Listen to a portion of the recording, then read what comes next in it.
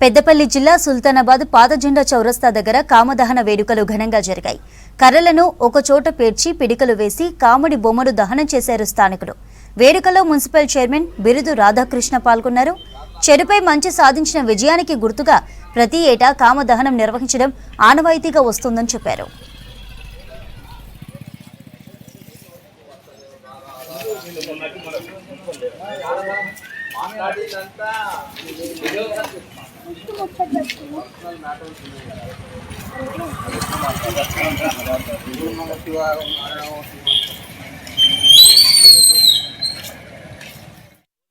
రోజు ముందు వచ్చే కాముడు పండుగ అనేది ఏంటి అంటే చిన్నపిల్లలు, పెద్దలు, యువకులు అందరూ కలిసి కూడా ప్రతి ఒక్కరు కర్రలు, కొమ్మలు, ఆవు పిడికలు వంటివి సేకరించి కాలనీలో ఒక చౌరస్తాలో వేసి దానిపైన కాముని విగ్రహం లేదా హోలికా విగ్రహం అనేది ఒకటి తయారు చేసి దానిపైన పెట్టి మహిళలు అందరూ కూడా అక్కడ చేరుకొని అక్కడ కొబ్బరికాయ కొట్టి పసుపు కుంకుమలు వేసి చుట్టూ నీళ్లు పోసి పూజలు చేస్తారు.